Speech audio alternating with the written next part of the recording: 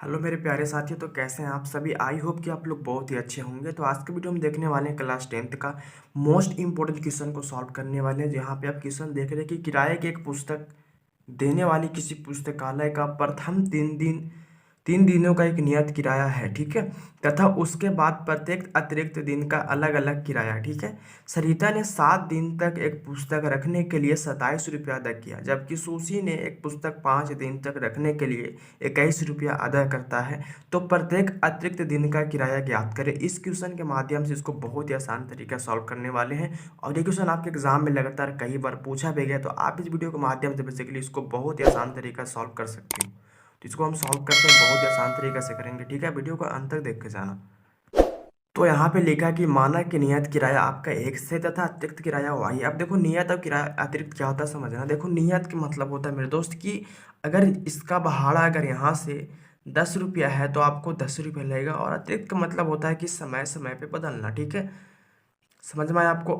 अतिरिक्त का मतलब क्या होता है कि समय समय पे बदलता रहता है, ठीक है। लेकिन नियत का मतलब क्या होता है, कंफर्म है तो कंफर्म ही लगेगा। जैसे मानो कि एक दिन का उसे भाड़ा 10 रुपये देना पड़ता है, तो उसे एक दिन का भाड़ा 10 रुपये देना पड़ेगा, ठीक है। लेकिन यहाँ पर अतिरिक्त का मतलब हो गया कि वो 1 घंटा का दूसरा लेगा, 2 घंटा का दूसरा लेगा, 3 घंटा का तीसरा लेगा। मतलब नियत का मतलब हो गया कंफर्म, और अतिरिक्त का मतलब हो गया कि आपको समय समय पे बदलता रहेगा, ठीक है। तो यहाँ पे देखो क्या माना कि नियत किराया x हो गया और अतिरिक्त किराया आपका y हो गया। अब देखो क्वेश्चन पे आते हैं, तो क्वेश्चन में क्या है, तो क्वेश्चन आपका बोल रहा है कि किराए के पुस्तक देने वाली किसी पुस्तकालय का प्रथम 3 दिन का एक नियत किराया है। प्रथम 3 दिन का क्या नियत किराया, तो यहाँ पे लिख लेंगे पहले प्रथम 3 दिन का एक क्या है नियत किराया है।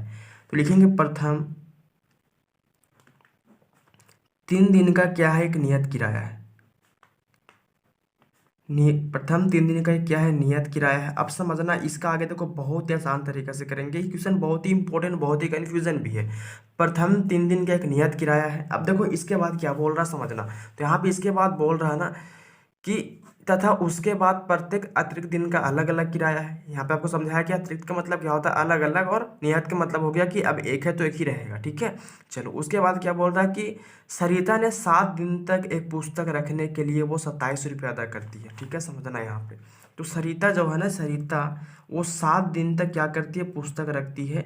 तो वो कितना रुपया अदा करती है 7 दिन तक के लिए, कितना देती है वो 27 रुपया, ठीक है। 27 रुपये देती है, समझना यहाँ पे।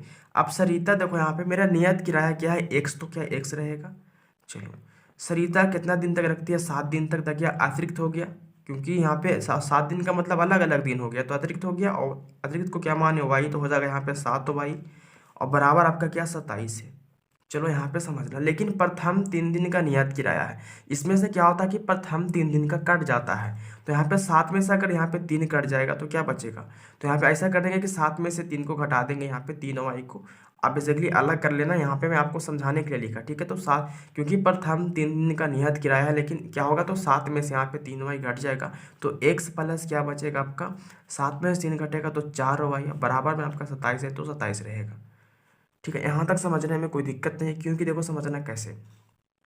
नियत के मतलब क्या होता है एक सबको माना हुआ, अतिरिक्त क्या वाई है। प्रथम 3 दिन का एक नियत किराया, तो सरिता 7 दिन के लिए 27 रुपया अदा करती है। तो देखो यहाँ पे नियत का मतलब एक्स हो गया, और सरिता 7 दिन मतलब क्या अलग अलग दिन, तो अतिरिक्त हो गया। और अतिरिक्त तो क्या माने वाई, तो हो गया 7 तो वाई बराबर में क्या 27 है। लेकिन प्रथम 3 दिन का किराया क्या होता है कट जाता है, तो 7 में से तो 3 ही कटेगा ना, 7 दिन में से 3 दिन कट गया तो क्या बचा 4 दिन। तो यहाँ पे हो गया एक्स प्लस 4 वाई बराबर क्या 27। इसका नाम रख देना क्या, तो समीकरण 1 रख देना। चलो आगे पढ़ते हैं क्वेश्चन को। देखो क्वेश्चन को पढ़ते सॉल्व करते समय उसको 2 से 3 बार बहुत ही आसान तरीके से पढ़ लेना, ठीक है। चलो आगे देखो क्या, तो आगे आपका यहाँ पे है कि चलो यहाँ आगे आपका है कि एक पुस्तक रखने के लिए 27 रुपया अदा किया, जबकि सुशी ने एक पुस्तक 5 दिन तक रखने के लिए 21 रुपया अदा करती है, ठीक है। सुशी जो है कितना 5 दिन के लिए कितना देती है, तो वो 21 रुपये देती है। सुशी 5 दिन रखने के लिए, ठीक है, 5 दिन के लिए वो कितना रुपये देती है, 5 दिन के लिए वो 21 रुपया अदा करती है, ठीक है। कितना रुपया 21 रुपया। अब देखो समझना, तो इसका भी तो नियत किराया का मतलब वो 100 रुपया है तो है, तो नियत इसका भी क्या होगा एक्स का एक्स हो जाएगा। अब सूसी रखती कितना दिन 5 दिन, तो पाँचों दिन अलग अलग दिन हो गया, तो क्या अतिरिक्त मतलब क्या बदलते रहना, तो हो जाएगा यहाँ पे मेरा अतिरिक्त क्या वाई है, और यहाँ पे 5 है, तो 5 दिन से वाई में तो गुना था क्या होगा 5 वाई हो जाएगा। और रखती कितना दिन है 21 दिन, तो 21 रुपये लेता है, ठीक है। तो 21 हो गया बराबर में, ठीक है। चलो अब समझना, ये तो हो गया x प्लस 5y बराबर 21, लेकिन सूसी जब 5 दिन रखती है, जब सरिता 7 दिन रखी तो 3 दिन कट गया, तो सूसी का भी तो 5 दिन में 3 दिन कटेगा कि नहीं कटेगा, कट जाएगा ना, क्योंकि दोनों यहाँ पे क्या दोनों किताब लेती है, तो इसका भी, इसका प्रथम 3 दिन का नियत किराया, दोनों का तो नियत किराया कटेगा, तो इसका भी अगर 5 में से अगर यहाँ पे क्या करेंगे 3y घटा देंगे तो क्या बचेगा, x प्लस 5 में से 3 घटेगा तो क्या बचेगा 2y बराबर में क्या है 21 है। अब इसका नाम रख दो, क्या समीकरण 2 रख देते हैं। चलो अब यहाँ से करना है कि आपको यहाँ से कुछ नहीं करना है, यहाँ से आपको समीकरण 1 और समीकरण 2 दोनों से हल करके यहाँ से हम नियत किराया और अतिरिक्त किराया ज्ञात करेंगे, x और y का मान निकालेंगे। ठीक है, तो यहाँ पे लिखेंगे समीकरण 1 तथा समीकरण 2 से, समीकरण 1 तथा क्या, तो समीकरण 1 तथा समीकरण 2 से बताओ कि समीकरण 1 मेरा क्या है। तो समीकरण 1 मेरा जैसे कि देख रहे हैं कि x प्लस क्या है, तो x प्लस यहाँ पे 4y बराबर क्या है 27 है, और समीकरण 2 है x प्लस 2y बराबर क्या है 21 है। ठीक है, यहाँ से इसको हल करेंगे, तो यहाँ से आपको करना क्या है, तो यहाँ से देखो समझना यहाँ पे हम कैसे हल करेंगे इसको। विलोपन विधि में देखा जाए एक हिसाब से तो क्या है, ये प्लस में x है, क्या भी प्लस में x है। ठीक है, तो अगर यहाँ पे एक प्लस एक्स है और एक माइनस एक्स अगर करेंगे तो प्लस माइनस एक्स एक्स तो कट जाएगा ना, तो ये प्लस वाला कर देंगे माइनस में एक्स। अब जब इसका चिन्ह को चेंज करेंगे तो सबका चिन्ह चेंज करना पड़ेगा, तो ये प्लस वाला क्या हो जाएगा माइनस में, और ये प्लस वाला हो जाएगा माइनस में। अब यहाँ से आपका एक उपाय काम करना है कि देखो ये प्लस में एक्स हो गया, ये माइनस में एक्स हो गया, अब प्लस माइनस एक्स क्या होगा तुम्हारा कट जाएगा। यहाँ से आपको समझना, यहाँ से देखो 4 है प्लस में और 2 है माइनस में, क्योंकि इसका चिन्ह हम चेंज कर चुके हैं, तो 4 में से अगर 2 घटेगा तो क्या बचेगा 2y, और बराबर में आपका देखो 27 में से 21 घटेगा तो क्या बचेगा 6 बचेगा। चलो यहाँ से हमको y का मान निकालना है, तो एक हिसाब से काम करना कि देखो 2 का गुना y का गुणांक क्या 2 है, 2 मतलब गुने में है, और जब इसको उधर करेंगे बराबर उधर तो चला जाएगा गुना वाला भागा में, तो यहाँ पे y बराबर क्या हो जाएगा 6/2। अब 2 से कटेगा 6 3 बार में, तो y का मान कितना आ गया आपका 3 आ गया। ठीक है, यहाँ से हम y का मान मतलब अतिरिक्त किराया निकाल लिए, जो कि इतना है 3 रुपया है, लेकिन यहाँ से नियत किराया निकालेंगे तो कितना होगा समझना। तो ऐसा करते हैं कि y का मान हम समीकरण 1 या समीकरण 2, इसका नाम क्या था समीकरण 1 था, इसका नाम क्या था समीकरण 2 था। ऐसे करते हैं कि y का मान हम समीकरण 1 या फिर समीकरण 2 किसी एक में रख करके x का मान बहुत ही आसान तरीका से निकाल सकते हैं। कैसे समझना, तो यहाँ पे लिखेंगे y का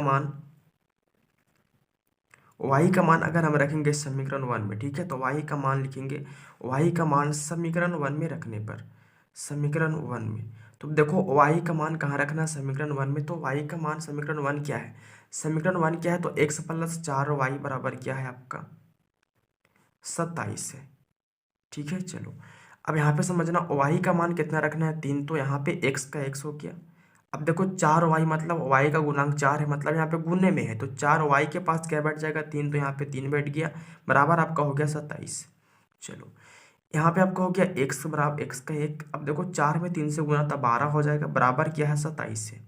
अब इधर थोड़ा सा आ जाओ, तो यहाँ पे करते हैं एक काम कि x प्लस क्या है 12 बराबर क्या है आपका 27 है। अब यहाँ से एक काम करेंगे, अंक वाला को अंक तरफ कर देंगे, तो यहाँ पे x का x रहेगा, बराबर में 27 तो 27 हो गया। चलो अब ये प्लस वाला जो 12 है, जब उसको उधर करेंगे बराबर उधर तो चला जाएगा माइनस में, तो हो गया -12, और यहाँ पे घटेगा तो कितना बचेगा, तो 7 में से अगर 2 घटेगा तो 5, और 2 में से 1 घटेगा तो 1, मतलब 15 रुपये। ठीक है, यहाँ तक समझ में आ गया आपको। यहाँ से आप बेसिकली x और y का मान बहुत ही आसान तरीके से निकाल सकते हो।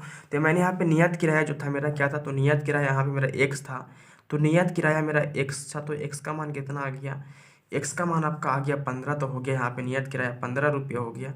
अब अतिरिक्त क्या है, तो अतिरिक्त का मतलब होता है y। ठीक है, तो अतिरिक्त का मतलब क्या हो गया y, तो y का मान कितना आ गया आपका, y का मान यहाँ पे आ गया 3 रुपया। ठीक है, तो यहाँ पे उसको नियत किराया कितना रुपये देना पड़ेगा 15 रुपये, अतिरिक्त किराया कितना देना पड़ेगा 3 रुपये। तो इस क्वेश्चन को बहुत ही आसान तरीका से सॉल्व करिए। आपके एग्जाम के लिए बेसिकली मोस्ट इंपॉर्टेंट है, क्वेश्चन आपके एग्जाम में कई बार पूछे भी गए हैं, तो आप इस वीडियो के माध्यम से बेसिकली बहुत ही आसान तरीका सॉल्व कर सकते हो। तो आज के वीडियो में यही मैं एंड करूँगा। प्लीज़ वीडियो अच्छा लगे तो वीडियो को लाइक करना, दोस्तों को शेयर भी करना, और चैनल सब्सक्राइब तो कर ही लेना मेरे दोस्तों। आज का वीडियो यहीं पर एंड करूँगा, फिर मिलते हैं आपसे नेक्स्ट वीडियो में, तब तक के लिए जय हिंद जय भारत।